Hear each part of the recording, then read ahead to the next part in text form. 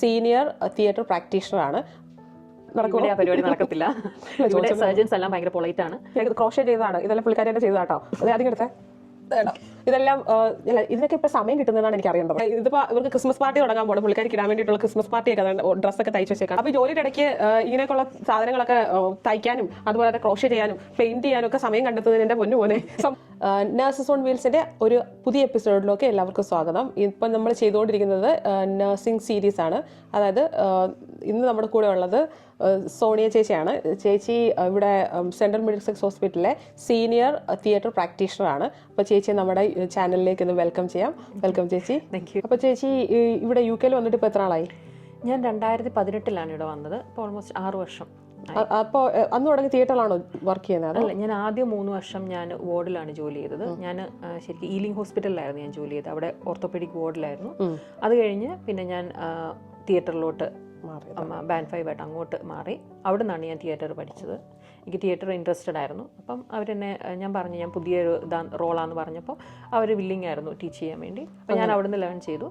പിന്നെ അവിടുന്ന് ഒരു 1.5 വർഷം ഈലിങ്ങിലുണ്ടായിരുന്നു. അത് കഴിഞ്ഞ് പിന്നെ ഞാൻ സെൻട്രൽ മെഡിസിൻസിലോട്ട് മാറും. അപ്പോൾ നേരത്തെ ഈ തിയേറ്റർ എക്സ്പീരിയൻസേ ഇല്ലായിരുന്നു? എനിക്ക് തിയേറ്റർ എക്സ്പീരിയൻസ് ഇല്ല. അപ്പോൾ ചേച്ചി എവിടെ പഠിച്ചത്? ഞാൻ ബാംഗ്ലൂരിൽ നിന്നാണ് നഴ്സിംഗ് പഠിച്ചത്. 2010 പാസ് ഔട്ട്.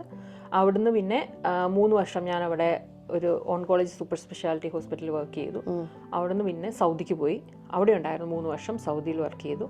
വർക്ക് ചെയ്തിട്ട് പിന്നെ നാട്ടിൽ തിരിച്ചു വന്നു. മെറ്റേണിറ്റി ഒക്കെ ആയിട്ട് 1 വർഷം ഗ്യാപ്പ് എടുത്തു. അത് കഴിഞ്ഞ് പിന്നെ നാട്ടിൽ തന്നെ ഒരു വർഷത്തേക്കിന് അവിടെ ഒരു ഹോസ്പിറ്റലിൽ കയറി. പിന്നെ IELTS പഠിച്ച് UK അപ്പോൾ ഈ സീനിയർ തിയേറ്റർ പ്രാക്ടീഷണർ, എനിക്ക് OTയുടെ ഒരു എക്സ്പീരിയൻസിനെ പറ്റി യാതൊരു ധാരണയില്ലാത്തോണ്ടിരിക്കുന്നത്, എന്താണ് സംഭവം? അപ്പം തിയേറ്റർ പ്രാക്ടീഷണർ പറയുമ്പോൾ തിയേറ്ററിൽ സ്ക്രബ് സൈഡും ഉണ്ട്, അനസ്തെറ്റിക് സൈഡും ഉണ്ട്. ഞാൻ സ്ക്രബ് സൈഡാണ്. അപ്പം നമ്മൾ ഒരു പേഷ്യൻ്റ് തിയേറ്ററിൽ വന്നു കഴിഞ്ഞാൽ തിയേറ്ററിലോട്ട് കയറി കഴിഞ്ഞാൽ പേഷ്യൻ്റ് അനസ്തറ്റൈസ്ഡ് ആയിട്ടാണ് വരുന്നത്. ഇപ്പോൾ ജനറൽ അനസ്തേഷ്യ കേസിലും സ്പൈനലിൻ്റെ കേസിലൊക്കെ ആണെങ്കിൽ ഓൾറെഡി അനസ്തറ്റൈസ്ഡ് ആയിട്ടായിരിക്കും തിയേറ്ററിലോട്ട് വരുന്നത്. അപ്പം നമ്മൾ സർജനെ അസിസ്റ്റ് ചെയ്യുകയാണ് സർജറിക്ക് വേണ്ടി. അപ്പം നമ്മൾ സെറ്റ് പ്രിപ്പയർ ചെയ്യണം, ഇൻസ്ട്രുമെൻറ്റേഷൻ ഇതെല്ലാം നമ്മൾ അറിഞ്ഞിരിക്കണം. അപ്പം തിയേറ്ററിലെ എല്ലാ എക്യുപ്മെൻറ്റിനെ കുറിച്ചും നമുക്ക് അറിഞ്ഞിരിക്കണം.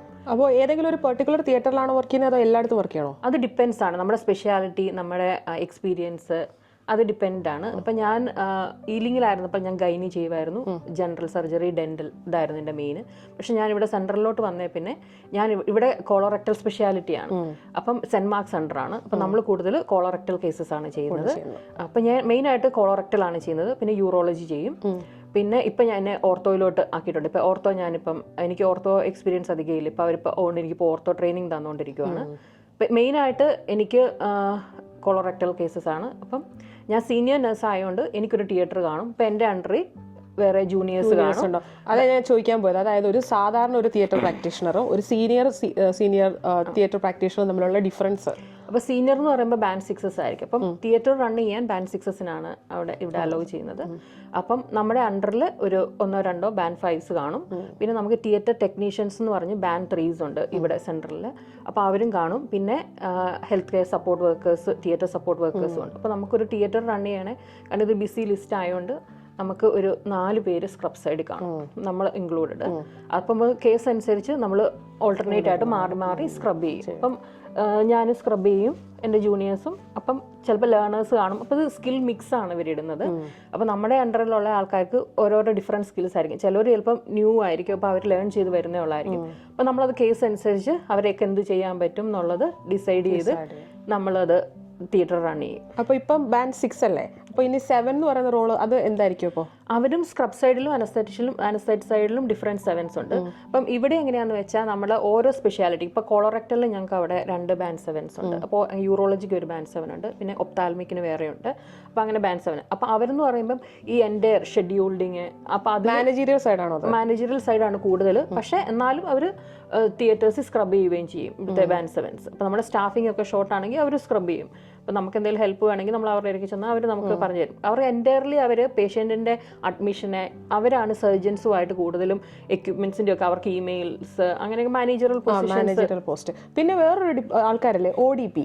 അതെന്താ സംഭവം? ODP എന്ന് പറയുമ്പോൾ ഇപ്പം അത് പുതിയൊരു ഇതായിട്ട് തുടങ്ങിയിരിക്കുന്നതാണ്. അത് അവർ നേഴ്സസ് ആയിരിക്കണം എന്നില്ല. എന്തേലും അവർ 3 year കോഴ്സ് ഉണ്ട്. ഇപ്പം നമ്മുടെ NHS തന്നെ ഇവർക്ക് ട്രെയിനിങ് പ്രൊവൈഡ് ചെയ്യുന്നുണ്ട്. 3 ഇയർ കോഴ്സാണ്. ഇപ്പോൾ ബാൻഡു ആയിട്ടുള്ളവർക്ക് എന്തോ സ്കിൽ സെറ്റ് ഉണ്ട്, അതിൻ്റെ ലെവലോ ഏതാണ്ടൊക്കെ ചെയ്യണം, അതിന് എന്തൊക്കെ ക്രൈറ്റീരിയ ഉണ്ട്. അവർക്ക് ഈ 3 വർഷത്തെ ഒരു അപ്രന്റീസ്ഷിപ്പ് കോഴ്സായിട്ട് ODP കോഴ്സ് കൊടുക്കും. പക്ഷെ അവർ നേഴ്സസ് ആയിരിക്കണം എന്നില്ല. അവർക്ക് എന്താ ചെയ്യാന്ന് വെച്ചാൽ അവർക്ക് ODP ആയിട്ട് അനസ്തറ്റിക് സൈഡിൽ വർക്ക് ചെയ്യാം, അവർക്ക് സ്ക്രബും ചെയ്യാൻ പറ്റും. പക്ഷെ അവർക്ക് തിയേറ്ററിൽ മാത്രമേ വർക്ക് ചെയ്യാൻ പറ്റുള്ളൂ, അവർക്ക് ഓടി പോയി വർക്ക് ചെയ്യാൻ പറ്റത്തില്ല. അല്ല, ഞാൻ സെന്റ് മേരീസിൽ ഞാൻ CNS ആയിട്ട് വർക്ക് ചെയ്യുമ്പോൾ നമുക്ക് തിയേറ്ററിലൊക്കെ പോകണമായിരുന്നു. അപ്പോൾ അവിടുത്തെ കുറച്ച് ഞാൻ ട്രെയിനി ODPസിനെ കണ്ടിട്ടുണ്ട്. അവർ പക്ഷേ നേഴ്സസ് ആയിരുന്നു. നേഴ്സസിന് ഇപ്പം ഒരു നേഴ്സിന് ODP ആകണമെങ്കിൽ, പക്ഷെ അവർ ODP എന്നല്ല അവരെ വിളിക്കുന്നത്, അവർ അനസ്തറ്റിക് നേഴ്സ് എന്നാണ് വിളിക്കുന്നത്. അവർക്ക് ജസ്റ്റ് ഒരു 6 മന്ത് കോഴ്സ് ചെയ്താൽ മതി, അവർക്ക് വേറെ കോഴ്സ് ഒന്നും ചെയ്യണ്ട. പക്ഷെ ODP ആയിട്ടുള്ള ഒരാൾക്ക് 3 ഇയർ കോഴ്സ് ചെയ്യണം. ODP നമ്മൾ നഴ്സിംഗ് പഠിക്കുന്ന പോലെ ഇവിടെ അത് തന്നെ. അതപ്പോൾ അവർ ODP കോഴ്സാണ്, പക്ഷെ അവർക്ക് തിയേറ്ററിൽ മാത്രമേ വർക്ക് ചെയ്യാൻ പറ്റുള്ളൂ, പക്ഷെ അവർക്ക് സ്ക്രബും ചെയ്യാം. പക്ഷെ ODP ഭയങ്കര സംഭവമാണെന്ന് എനിക്ക് മനസ്സിലായി. കാരണം നമ്മുടെ ഒരുപാട് ഇതില് തിയേറ്റർ ലിസ്റ്റുകൾ ക്യാൻസൽ ആയി പോയിട്ട് ODP ഇല്ലാഞ്ഞിട്ട്. കാരണം ഒരു തിയേറ്ററിൽ ഒരു ODP വേണം. അതാ കാരണം അനസ്തറ്റിക് ഡോക്ടേഴ്സിനെ സപ്പോർട്ട് ചെയ്യുക എന്നുള്ള ഇതാണ് അവർ ചെയ്യുന്നത്. മെഡിസിൻസ് എടുത്തു കൊടുക്കുക. പക്ഷെ എല്ലാ മെഡിസിനും ലോഡ് ചെയ്യുന്നതല്ല ഇവിടെ അനസ്തറ്റിസ്റ്റ് തന്നെയാണ്. പക്ഷെ അവർക്ക് എന്ത് കാര്യവും ഇപ്പൊ അനസ്തറ്റിസ്റ്റിന് പേഷ്യന്റിന്റെ ഇരിക്കുന്നത് മാറാൻ പറ്റത്തില്ല. അപ്പൊ ഇവർക്ക് വേണ്ട സാധനം എല്ലാം അസംബിൾ ചെയ്ത് കൊടുക്കുക, എല്ലാം കൊടുക്കുന്നത് ODPs ആണ്. പക്ഷെ ഇവർക്കെല്ലാം അറിഞ്ഞിരിക്കണം, പക്ഷെ ഇവർക്ക് തന്നെ ചെയ്യാൻ ഇവർ അലൗഡ് അല്ല. പക്ഷെ അതുപോലെ നമ്മുടെ നഴ്സസിന്റെ സെയിം ബാൻഡ് തന്നെ അവരല്ലേ? അവര് ബാൻഡ് 5 അവർക്ക് ബാൻഡ് 5 അല്ല, സാലറി വ്യത്യാസമൊന്നും ഇല്ലല്ലോ. സാലറിയുടെ വ്യത്യാസമൊന്നുമില്ല. അപ്പോൾ ഇത്രയും നാൾ ചെയ്ത എല്ലാ ജോലിയിലും ഏറ്റവും ഫേവറേറ്റ് ആയിട്ട് നമുക്കൊരു ജോലി ഉണ്ടാവില്ല, അത് ഇതാണോ അതോ വേറെ ഏതെങ്കിലും ഡിപ്പാർട്ട്മെന്റ് ആണോ? അതിപ്പം ഇത് എനിക്ക് ഇഷ്ടപ്പെട്ട ഒരു മേഖല തന്നെയാണ്. അപ്പോൾ കൂടുതലും നമുക്ക് പേഷ്യൻ്റ് സൈഡിൽ നിന്ന് മാറി നമ്മൾ പേഷ്യൻ്റ് ഫാമിലിയുമായിട്ട് നമുക്കൊരു ഇതുമില്ല. അപ്പോൾ കൂടുതലും അങ്ങനത്തെ ആ സ്ട്രെസ് ഒന്നുമില്ല. നമ്മളിപ്പോൾ പേഷ്യൻറ്റിൻ്റെ കെയർ, പക്ഷേ അപ്പം അതിനെക്കുറിച്ച് നമ്മൾ ഇൻസ്ട്രുമെൻറ്റിനെ കുറിച്ച് നമ്മൾ വറി ചെയ്യണം.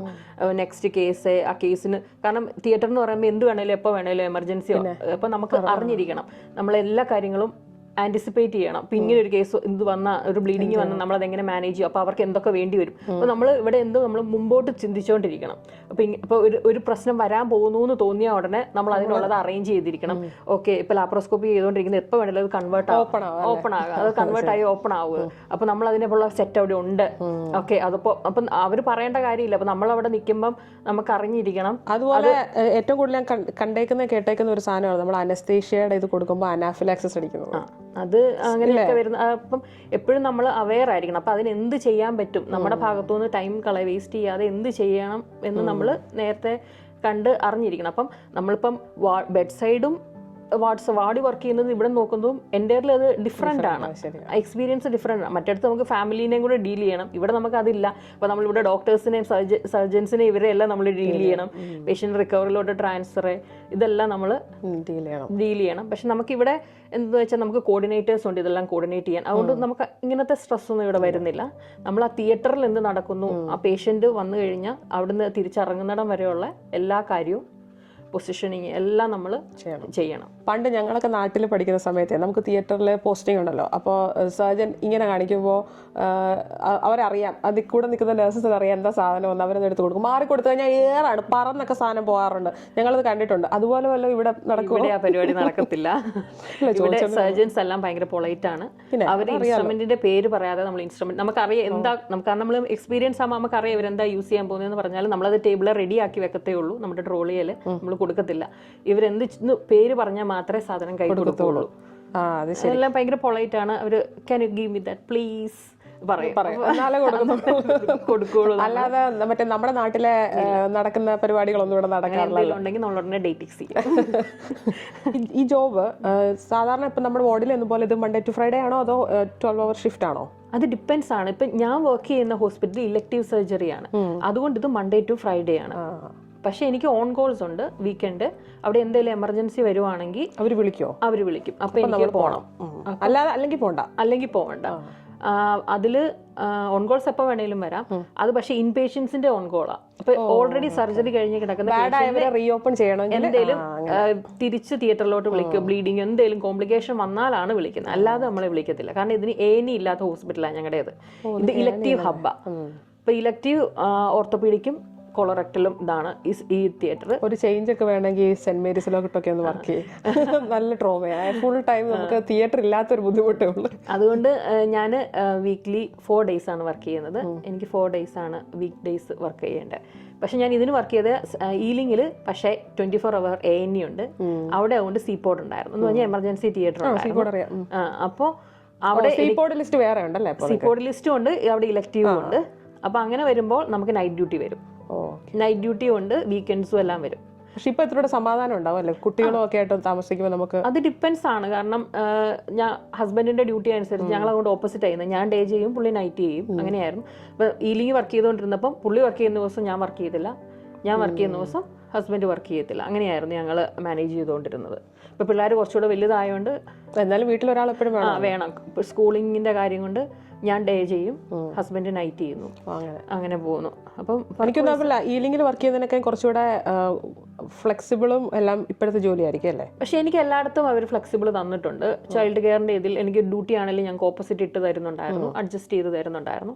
ഇവിടെ ആണെങ്കിലും ഇടയ്ക്ക് ഞങ്ങളിപ്പോൾ ഇങ്ങോട്ട് വീടൊക്കെ മൂവ് ചെയ്തപ്പോഴത്തേക്കിന് ഞങ്ങൾ ചോദിച്ചു, ഇപ്പം സ്കൂളെല്ലാം ചേഞ്ച് ചെയ്യുമ്പോൾ ഒത്തിരി ഡിഫിക്കൽട്ടീസ് വരുന്നു എന്ന് പറഞ്ഞപ്പോൾ അവർ ഞങ്ങൾക്ക് ഫ്ലെക്സിബിൾ തരാൻ അലൗഡ്. NHSന്റെ ഒരു പ്രത്യേകത. അതെ, NHSന്റെ ഒരു ഇതാണ്. നമ്മുടെ മാനേജേഴ്സ് എല്ലാം നല്ല കോപ്പറേറ്റീവ് ആയിരുന്നു.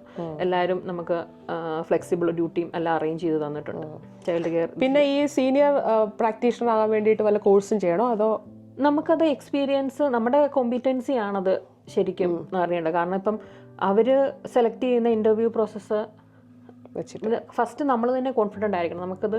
കാരണം നമുക്ക് കുറച്ച് നാൾ എക്സ്പീരിയൻസ് ഉണ്ട് എന്നൊന്നും പറഞ്ഞിട്ട് കാര്യമില്ല. കാരണം ഒരു എമർജൻസി വന്നാൽ നമുക്ക് എങ്ങനെ മാനേജ് ചെയ്യാൻ പറ്റണം. കാരണം അവിടുത്തെ എല്ലാ എക്യുപ്മെന്റ്സ് നമ്മൾ അറിഞ്ഞിരിക്കണം.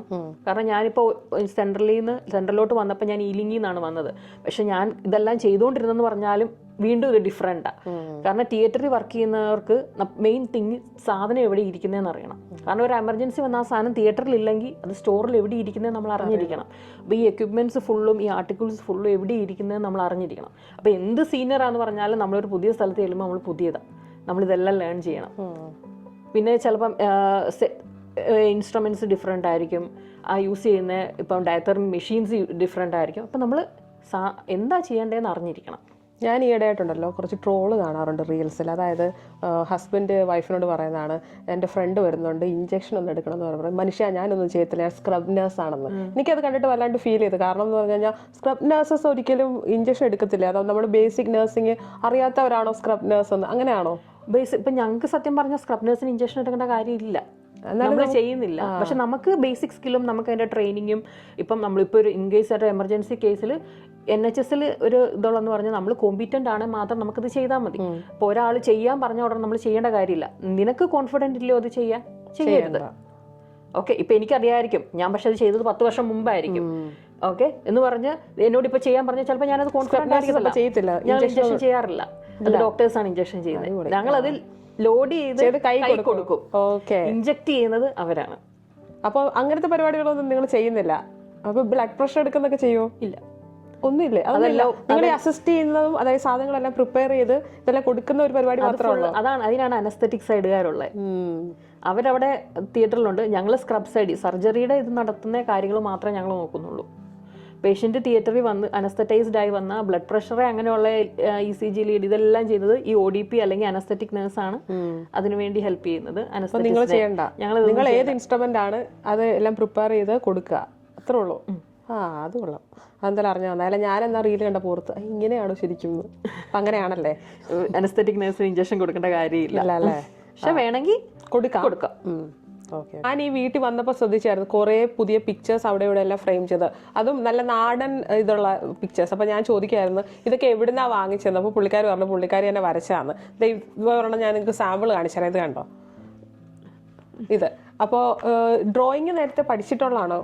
ഞാനങ്ങനെ ഇതായി പഠിച്ചിട്ടൊന്നുമില്ല, പക്ഷേ കുറച്ച് വരയ്ക്കുമായിരുന്നു പണ്ട്. പക്ഷെ സ്കൂളിൽ പഠിച്ച സമയത്ത് അതത്ര പഠിത്തത്തിൽ കോൺസെൻട്രേറ്റ് വീട്ടുകാരത്ര എൻകറേജ് ചെയ്തിട്ടില്ല. അതുകൊണ്ട് അങ്ങനെ ഇടയ്ക്കൊക്കെ വരയ്ക്കുകയും കുറിക്കുകയൊക്കെ ചെയ്യുക അത്രേ ഉള്ളൂ. ഇവിടെ വന്നു കഴിഞ്ഞപ്പം ഹസ്ബൻഡിന് ഇതൊക്കെ താല്പര്യമായിരുന്നു. പുള്ളി പെയിന്റ് ഇതിങ്ങനെയൊക്കെ വാങ്ങിച്ചു തരുമായിരുന്നു. അപ്പം അങ്ങനെയാണ് ചെയ്യാൻ തുടങ്ങിയത്. അല്ല, അടിപൊളിയായിട്ടെല്ലാം വരച്ചു വെച്ചിട്ടുണ്ട്. പിന്നെ ഇതല്ലാതെ വേറെ ഇതൊക്കെ കണ്ടോ? അതായത് ക്രോഷേ ചെയ്തതാണ്, ഇതെല്ലാം പുള്ളിക്കാരി തന്നെ ചെയ്തതാട്ടോ. അതെ, അതിങ്ങടുത്തെ ഇതെല്ലാം അല്ല ഇതിനൊക്കെ ഇപ്പൊ സമയം കിട്ടുന്നതെന്നാണ് എനിക്ക് അറിയേണ്ടത്. സമയം എന്ന് പറഞ്ഞാൽ ഇതിപ്പോ ഒറ്റ സ്ട്രെച്ചിന് അല്ല സിംഗിൾ ആയിട്ടുള്ളവരോ അല്ലെങ്കിൽ കൊച്ചുങ്ങളില്ലാത്ത ആൾക്കാരൊക്കെ ആണെങ്കിൽ ഞാൻ പറയാം നിങ്ങൾക്ക് സമയമുണ്ടല്ലോ എന്നൊക്കെ പറയും. ഇത് 2 പിള്ളേരും, അത് മൂത്ത മോള് ഹൈസ്കൂളിൽ പഠിക്കുന്ന കൊച്ചും അല്ലാതെ എല്ലാ ജോലിയും ചെയ്ത്, അത് മൺഡേ ടു ഫ്രൈഡേ ജോലി ചെയ്ത്, ഇതിനൊക്കെ ഇപ്പൊ സമയം കിട്ടും? ഇതെന്ന് പറഞ്ഞാൽ ചിലപ്പോൾ ഇത് ഞാൻ ഇതിപ്പം മന്ത്സ് എടുത്താണ് ഇത് ചെയ്യുന്നത്. ഞാൻ ഒറ്റ സ്ട്രെച്ചിന് ഇത് ചെയ്യുന്നതല്ല. അപ്പൊ ഒരു ദിവസം ചിലപ്പോൾ ഇതിന്റെ ഒരു ലൈനേ ചെയ്യുള്ളായിരിക്കും. അപ്പൊ ഞാനൊരു പണിയെല്ലാം കഴിഞ്ഞ് സ്ട്രെസ് റിലീഫ് ആണോ? ഒരു സ്ട്രെസ് റിലീഫാണ് എനിക്കിത്. എനിക്കൊരു പെയിന്റിങ്ങും ക്രോഷ്യ ചെയ്യുന്നതും എനിക്കൊരു മെന്റൽ സ്ട്രെസ് റിലീഫാണ് എൻ്റെ. അപ്പം ഞാനിതിങ്ങനെ ഇവിടുന്ന്, കാരണം ഞാൻ അങ്ങനെ TV വാച്ച് ചെയ്യാറില്ല. അപ്പം ഇതെവിടെ ഇരുന്ന് ഇങ്ങനെ പിള്ളേരിപ്പം ഫുഡ് ഉണ്ടാക്കി വെച്ച് മേശപ്പുറത്ത് വെച്ച് കഴിഞ്ഞാൽ പിള്ളേർ കഴിച്ചുകൊണ്ടിരിക്കുന്ന സമയത്ത് ഞാനിവിടെ ഇരിക്കുമ്പോൾ ജസ്റ്റ് ഒരു നിര തയ്ക്കും. പിന്നെ അങ്ങനെ ഒരു പെട്ടെന്ന് എനിക്ക് കുറെ ഉണ്ട് കേട്ടോ അവിടെ. ഒരു ബാസ്ക്കറ്റ് നിറയെ ചെയ്ത് വെച്ചിട്ടുണ്ട്. ഇതൊക്കെ ഇനി എന്ത് ചെയ്യാൻ പോവാ? അങ്ങനെയൊന്നുമില്ല. കുറെയൊക്കെ ഫ്രണ്ട്സിനൊക്കെ കൊടുത്തിട്ടുണ്ട്. ഞാൻ ഇതിന്റെ ഒരെണ്ണം വാങ്ങിച്ചുണ്ടോ, എന്നെയും കൂടെ പഠിപ്പിക്കണം. ആയിക്കോട്ടെ. പണ്ട് കാലത്ത് സ്കൂളിൽ പഠിപ്പിക്കാൻ ശ്രമിച്ചിട്ട് നടക്കാത്ത, ഇനി ഇങ്ങനെ നടക്കുമെന്ന് നോക്ക്. അപ്പോൾ ഇപ്പം എൻ്റെ ബേബി ബ്ലാങ്കറ്റ് പ്രോജക്റ്റുകളാണ് ഇതിപ്പോൾ ഞാൻ ചെയ്തുകൊണ്ടിരുന്നത്. എൻ്റെ ഇടയ്ക്ക് നൂല് തീർന്നു പോയി, ഞാൻ നൂല് വാങ്ങിക്കാൻ പോകണം. അപ്പം ഇതിവിടെ അയച്ച് നിർത്തിയിരിക്കുക.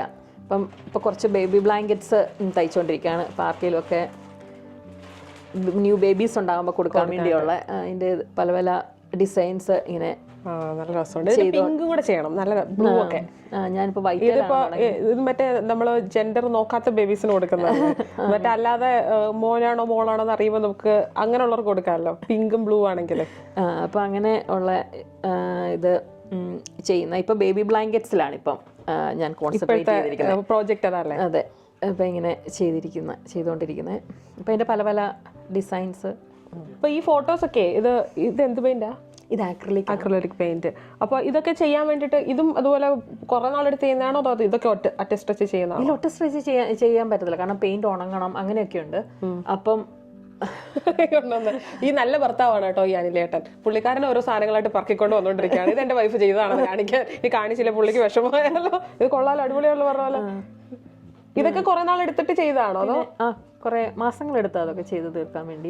അതുകൊണ്ടല്ല, നഴ്സസിനെ ഞങ്ങൾ പരിചയപ്പെടാറുണ്ട്. പക്ഷെ നമ്മളെല്ലാം മടിയന്മാരായിരിക്കുമല്ലോ. അതായത് ജോലിയിൽ പോയിട്ട് നമ്മൾ ഉള്ള എനർജി ഫുൾ അവിടെ കളഞ്ഞേച്ച് പിന്നെ വീട്ടിൽ വന്ന് എവിടെയെങ്കിലും ഒന്ന് വളർന്ന് കിടന്നാൽ മതി എന്ന് പറഞ്ഞ് വരുന്നവർ. അത് നഴ്സസ് വിത്ത് ആക്റ്റീവ് ഹോബി ഉള്ളവരെ നമ്മൾ വളരെ കുറച്ചേ കാണാറുള്ളൂ. അതുകൊണ്ട് അത് കണ്ടതിൽ ഒരു സന്തോഷം കൊണ്ട് ചോദിക്കുന്ന ഇതും അപ്പം അങ്ങനെ ഇത് ചെയ്യാൻ ചിലപ്പം ഒറ്റ സ്ട്രെച്ചിൽ ഇപ്പോൾ ഒരു 3-4 hours കണ്ടിന്യൂസ് കിട്ടുവാണെങ്കിൽ തീർക്കാം. പക്ഷെ എനിക്ക് അങ്ങനെ കിട്ടാറില്ല. അപ്പോൾ ഒരു ശകലം ചെയ്ത് 4 hours ഉണ്ട്. മതി. പക്ഷെ ആ 4 hours ഒറ്റ സ്ട്രെച്ചിന് കിട്ടത്തില്ല. ഈ ഫ്രെയിം ഒക്കെ നമ്മൾ ഇവിടെ ചെയ്യിപ്പിച്ചാണോ അത് വാങ്ങുന്നത്?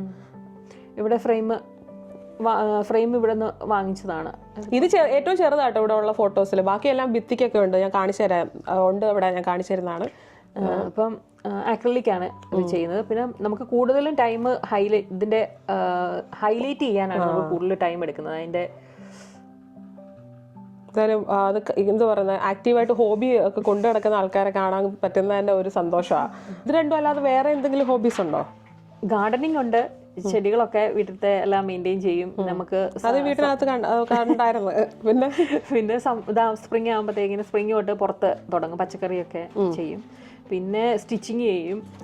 എന്ന് പറഞ്ഞാൽ എനിക്ക് വേണ്ട ചുരിദാറ് ഇതൊക്കെ ഞാൻ തന്നെയാണ് തയ്ക്കുന്നത്. അപ്പം അതുകൂടെ ചെയ്യും ഇടയ്ക്ക്. മോക്ക് ഡ്രസ്സൊക്കെ തയ്ച്ചു കൊടുക്കും അങ്ങനെയൊക്കെ. അപ്പൊ 2-3 ചുരിദാറുകളൊക്കെ ചെറുതായിട്ട് വണ്ണം കുറയ്ക്കണമെങ്കിൽ ആളായില്ലേ? അപ്പോൾ ഈ ബാൻഡ് 6 ഇനി അടുത്ത ബാൻഡ് 7 ആണല്ലോ അടുത്ത പ്രോഗ്രഷൻ. അത് അങ്ങനെ വല്ലതും നോക്കുന്നുണ്ട്. കാരണം ഇപ്പോൾ ഓപ്പർച്യൂണിറ്റീസ്, കാരണം ബാൻഡ് 7 എന്ന് പറയുമ്പോൾ നമ്മൾ ഓരോ ബാൻഡ് കൂടുമ്പോഴും അതിൻ്റെ ഓപ്പർച്യൂണിറ്റീസ് കുറവാണ്. അപ്പം അതിൻ്റെ കാരണം എനിക്കിപ്പം നമ്മളിപ്പോൾ വീടൊക്കെ വാങ്ങിച്ച് ഇവിടെ സെറ്റിൽ ആയതുകൊണ്ട് നമുക്ക് ഈ ഏരിയയിൽ നിന്ന് മാറാൻ താല്പര്യമില്ല. ഇപ്പോൾ ഈ ഹോസ്പിറ്റലിൽ തന്നെ കണ്ടിന്യൂ ചെയ്യാനാണ് ഇഷ്ടം. അപ്പം അതുകൊണ്ട് വേക്കൻസി വരുന്ന അനുസരിച്ച് നോക്കണം. എന്തായാലും കുറച്ചാൾ 6 നിന്ന് കഴിയുമ്പോൾ പിന്നെ കുറച്ച് പ്രോഗ്രസ് ചെയ്ത് പോകണമായിരിക്കും. അത് മാനേജറിയൽ പോസ്റ്റ് ആണോ അതോ? അല്ല, നമ്മൾ തിയേറ്റർ മാനേജർ ആരാ? നിങ്ങൾക്ക് ഒരു മാനേജർ എന്ന് പറഞ്ഞിട്ടുണ്ട്. നമുക്ക് മെയ്ട്രനും ഉണ്ട്, മാനേജറും ഉണ്ട്. അത് വേറെ. അപ്പൊ അതല്ല, അവർ ബാൻഡ് 8. ഓക്കെ, ബാൻഡ് 8 ആണ് വരുന്നത്. ഇത് അല്ലാതെ ബാൻഡ് 7 എന്ന് പറയുമ്പോൾ ഓരോ സ്പെഷ്യാലിറ്റിയുടെ ഇൻചാർജ് ആയിരിക്കും. അപ്പോൾ നമ്മൾ അതിൻ്റെ ഇൻസ്ട്രുമെന്റേഷനും ബോറോയിങ് പർച്ചേസ് അങ്ങനെയൊക്കെ മാനേജ് ചെയ്യണം. പിന്നെ റോട്ടായ അപ്പോൾ അതൊക്കെ അങ്ങനെയൊക്കെ വരും. ബാൻഡ് 7. അപ്പോൾ ഈ എന്താ ഞാൻ പറഞ്ഞ ഇത്രയും സമയം, അതായത് ഇത്രയൊക്കെ കാര്യങ്ങളൊക്കെ നമുക്ക് കാണിച്ചു തരാനും നമ്മുടെ ചാനലിന് വേണ്ടി കുറച്ച് ഇൻഫർമേഷൻസ് ഒക്കെ തരാനും ഹെൽപ്പ് ചെയ്തതിന് നന്ദി. അപ്പോൾ എല്ലാവർക്കും ഇനി അടുത്തൊരു വീഡിയോയിലേക്ക് അടുത്തൊരാളുമായി വരുന്നവരെ ബൈ ബൈ. നമ്മൾ ഈ സ്റ്റിച്ചിങ്ങിൻ്റെ ഒക്കെ കാര്യം ചോദിച്ചപ്പോൾ പുള്ളിക്കാരിക്ക് ഇതൊക്കെ കാണിക്കാൻ ഭയങ്കര നാണക്കേടായിരുന്നു. പക്ഷേ അനിലേട്ടൻ ഒരു നാണക്കേടും ഇല്ലാത്തതുകൊണ്ട് പുള്ളി ഇത് 1 കിൻഡൽ സാധനം കൊണ്ടുവന്ന് വെച്ചിട്ടുണ്ട്. അപ്പോൾ ഇത് കാണിക്കാതെ ഞങ്ങൾ വിടത്തില്ലെന്നാണ് പറഞ്ഞത്. അപ്പോൾ കാണിച്ചേക്കാം. കണ്ടോ, ഇതൊക്കെ ഇതിപ്പോൾ ഇവർക്ക് ക്രിസ്മസ് പാർട്ടി തുടങ്ങാൻ പോകണം. പുള്ളിക്കാരിക്ക് ഇടാൻ വേണ്ടിയിട്ടുള്ള ക്രിസ്മസ് പാർട്ടിയൊക്കെ ഡ്രസ്സൊക്കെ തയ്ച്ച് വെച്ചേക്കാണ്. മോളുടെ ഒരു ഡ്രസ്സ് ഉണ്ടായിരുന്നല്ലോ, ഇതൊക്കെ കണ്ടോ. ഇതൊക്കെ ഇവിടുന്ന് തുണിയൊക്കെ വാങ്ങിച്ച് സ്വന്തമായിട്ട് തയ്ച്ചതാണ്. അപ്പോൾ ജോലിയുടെ ഇടയ്ക്ക് ഇങ്ങനെയൊക്കെയുള്ള സാധനങ്ങളൊക്കെ തയ്ക്കാനും അതുപോലെ തന്നെ ക്രോഷ്യ ചെയ്യാനും പെയിൻറ് ചെയ്യാനും ഒക്കെ സമയം കണ്ടെത്തുന്നതിന് എൻ്റെ പൊന്നു മോനെ സമ്മതിക്കണം, അത്ര എനിക്ക് പറയാനുള്ളൂ. പിന്നെ അത് മാത്രമല്ല, ഭാര്യമാർ ഇങ്ങനെയൊക്കെ ചെയ്യുന്നുണ്ടെങ്കിൽ ഹസ്ബൻഡന്മാരെ അതുപോലെ സഹായിക്കും, സപ്പോർട്ട് വേണം അല്ലേ. അപ്പോൾ അനിലേട്ട് എന്തായാലും സപ്പോർട്ട് ചെയ്യാതെ ആർക്കും ഒന്നും ചെയ്യാൻ പറ്റത്തില്ല. അല്ലാതെ നീ ഉള്ള സമയമല്ല ഇതും കുത്തിപ്പിടിച്ചിരിക്കുകയാണോ എന്ന് ചോദിച്ചായിരുന്നെങ്കിൽ നമ്മളിതൊക്കെ കളഞ്ഞു വെച്ചു അല്ലേ. അതിനുള്ള ക്രെഡിറ്റ് നമ്മൾ കൊടുക്കേണ്ടത് അനിലേട്ടനാണ്. അപ്പോൾ അനിലേട്ടൻ കീപ്പ് ഇറ്റ് അപ്പ്. പിന്നെ വേണ്ടേ, കണ്ടില്ലേ വിന്റർ സാധനങ്ങളൊക്കെ പല കളറിലൊക്കെയാണ് കണ്ട.